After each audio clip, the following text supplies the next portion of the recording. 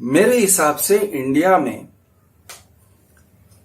नए जमाने के लोग जिन्होंने जो आज के तारीख में 30-35 इवन 40-45 साल के लोग हैं आज के टाइम पर इन 2024 विच मीन्स born after 1980 मोर और लेस, वो लोगों को इनहिबिशंस प्री मैरिटल सेक्स का कम है और उनके अंदर वो जो एक फीलिंग रहता है ना कि मैंने उसे कम से कम समझ लिया सेक्सुअली मैंने उसे समझ लिया और उसने मुझे समझ लिया है। ये टाइप का एक कॉन्फिडेंस मेरे हिसाब से थोड़ा रहता है और मैं समझता हूं अच्छी बात है, इट्स अ गुड थिंग। लेकिन समाज क्या कहेगा ये भी एक टेंशन लगा रहता है कि समाज क्या कहेगा। मैंने कर तो लिया, हम लोग करते तो हैं, कर तो लिया नहीं, एक बार भी नहीं, हम लोग कर रहे हैं, हम लोग एक बार नहीं, हम लोग अनेक बार कर रहे हैं।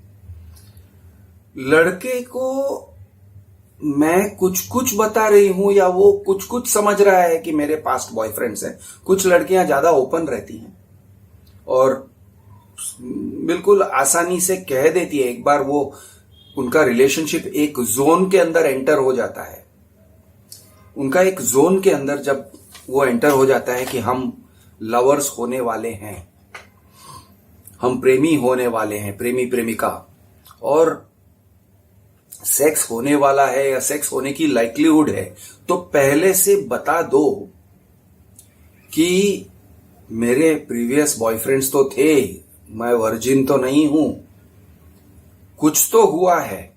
अब शायद वो डिटेल में नहीं जाएंगे कि क्या क्या हुआ, किधर किधर हुआ, किसने क्या किया, वो डिटेल में नहीं जाएंगे, शायद मोस्ट ऑफ द टाइम नहीं जाते हैं, प्रेफर करते हैं कि न जाएं, अवॉइड करेंगे टॉपिक। वो इसलिए अवॉइड करते हैं कि क्योंकि वो ये भी जानते हैं कि भाई आदमी इनसेक्योर हो सकता है, मर्द इनसेक्योर हो जाएगा अगर मैं बहुत ज्यादा डिटेल्स में चली जाऊंगी, वो बहुत ज्यादा विजुअलाइज करेगा और मैं ये नहीं चाहती हूं कि वो बहुत ज्यादा विजुअलाइज करे कि मेरे प्रीवियस बॉयफ्रेंड्स ने कैसे मेरे बबले कैसे वो चूसते थे और चूमते थे और डिटेल्स, वो क्या करते थे, मैं उनके लिए क्या करती थी, उतने सारे डिटेल्स में न जाऊं तो बेहतर है। लेकिन कुछ तो हुआ है, एक दो बार तो हुआ है, ये पहले से एक सेफ्टी वाल्व खोल देते हैं और मेरे हिसाब से खोलना बेहतर है, क्योंकि एक डर लगा रहता है समाज में, लोगों को डर लगा रहता है समाज में, मतलब यही समाज, इस समाज की बात कर रहा हूं, लड़के लड़कियों की समाज की बात कर रहा हूं। एक डर लगा रहता है कि यार कहीं ऐसा ना हो कि मेरा कोई पुराना आशिक अचानक से सामने आ जाए और ब्लैकमेल करने के पोजीशन पे पहुंच जाए, मेरे साथ बात करने लगे, हाय रुचिका कैसी हो यार, और ये मेरा पति मेरे बाजू में खड़ा है और ये थोड़ा पप्पी झप्पी करने की बात करे, अरे तुम और मैं यार, अरे तुम और, अरे पति को बताया नहीं मैं तुमको शिमला लेके गया था, अरे बहुत मजा आया यार वहां।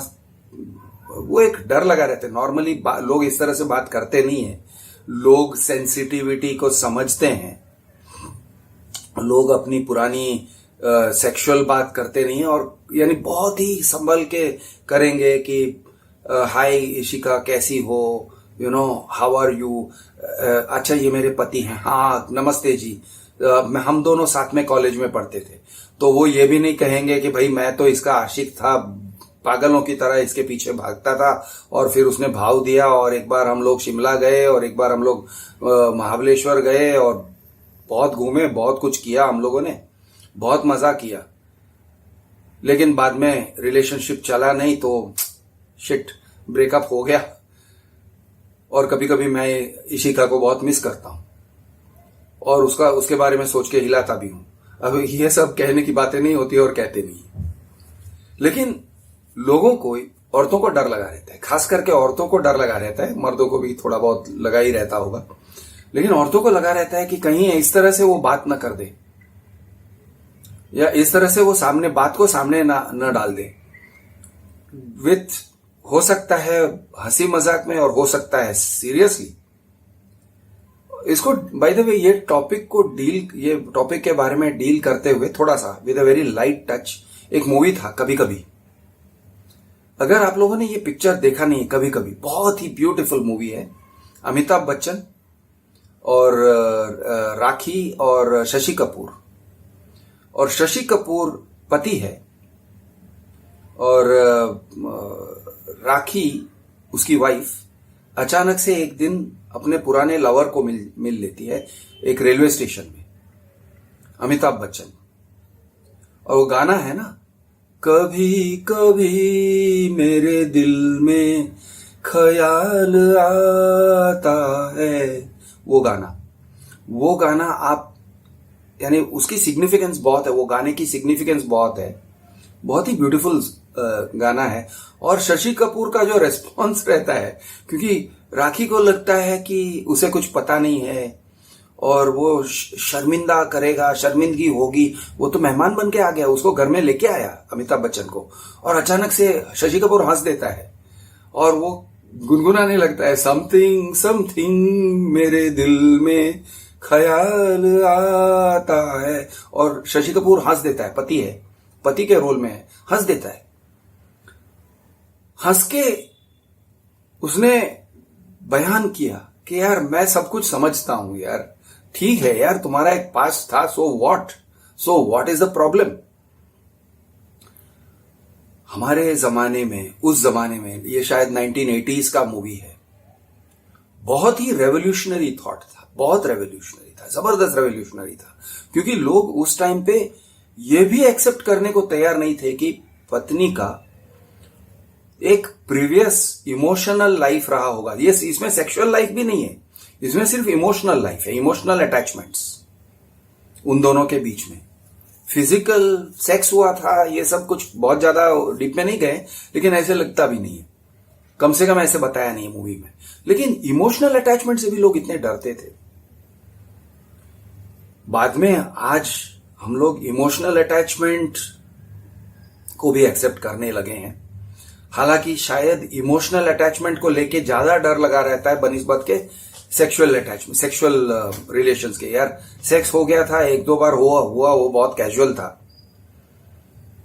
ये कहना बेहतर होगा बनिस्बत के अरे नहीं वो क्या है, हम लोगों का 3-4 साल बहुत चला और बहुत जबरदस्त हम लोगों का सेटिंग हुआ था, बहुत अच्छा चला था, बहुत इमोशनली बॉन्डेड थे हम लोग, लेकिन फिर वो कनाडा चला गया और फिर हम लोगों का ब्रेकअप हो गया। ये होगा तो शायद पति को ज्यादा या पत्नी को ज्यादा इनसिक्योरिटी लगेगी कि अरे यार 4 साल तक वो लोग देवर टुगेदर एज अ कपल, उनका इमोशनल बॉन्डिंग था, सेक्स हुआ वो अलग, लेकिन इमोशनल बॉन्डिंग था। ये लोगों को इनसिक्योर करती है। लेकिन फिर भी अब जो भी है, जैसे भी है, आई थिंक लोग एक्सेप्ट कर लेते हैं। थोड़ा एक मुश्किल रहता है किस तरह से कहना है, कब कहना है, टाइमिंग इज एवरीथिंग। कि अपनी टू बी वाइफ से वह शादी होने के बाद कहोगे तो मेरे हिसाब से और भी बड़ा झटका लगता है, बहुत बड़ा झटका लगेगा। अरे मुझे पता ही नहीं था कि तुम तो यार, तुम्हारा 4 साल का एक या 5 साल का एक ये था, या बचपन से लेके जवानी तक तुम लोगों का ऐसे अफेयर था, और तुमने मुझसे ये सब छुपाया, तो इट विल हैव एक बहुत बुरा इंपैक्ट हो सकता है शादी। अब कैसे, कौन किस तरह से कैसे लेता है, इट डिपेंड्स ऑन दैट।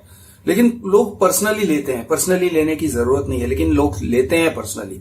तो अगर पर्सनली ले लिया, अरे तुमने मुझसे ये सब छुपा दिया, ये भी नहीं बताया कि तुम लोग बहुत टूर किए थे, पूरा इंडिया ट्रैवल करने गए थे, और हर एक शहर में, हर एक गांव में, हर एक होटल में तुमने चौदमपट्टी किया होगा। अल्लाह, और तुम लोग यार ट्रैवल करके आए और ये सब तुमने बताया ही नहीं मुझे, और अब जाके बता रहे हो, शादी के 2 साल बाद बता रहे हो, या बच्चे होने के बाद बता रहे हो, ये क्या है? तो बेहतर है कि पहले से बता के रखो फियर ऑफ रिजेक्शन लगा रहता है कि कहीं अच्छी बनती हुई चीज टूट ना जाए। लेकिन बेहतर है कि पहले से बता देना एक बार, जो भी है ना, हल्के। बेसिकली ऐसा है, हम लोग पब्लिक में पादते कैसे हैं, आराम से पादते हैं ना, थोड़ा हल्के से ऐसे करके ठुस करके छोड़ते हैं, फिर ऐसे करके पुर करके छोड़ते हैं, और जितना कम आवाज हो उतना बेहतर है, लेकिन छोड़ते हैं तो ठुस पुर टिश टॉश और सेटल हो जाता है। तो ये बिल्कुल उस तरह से छोड़ो। In the famous words of चतुर, दद्ददात पादम ठुचुकु ठुचुकु, थुरथुरीय पादम सुरसुरीय पादम। बात सामने रख दो, अपने पास्ट के बारे में बात सामने रख दो, छोटे छोटे थुरथुरी सुरसुरी तरीके से रख दो, ताकि आगे चल के प्रॉब्लम ना हो जाए।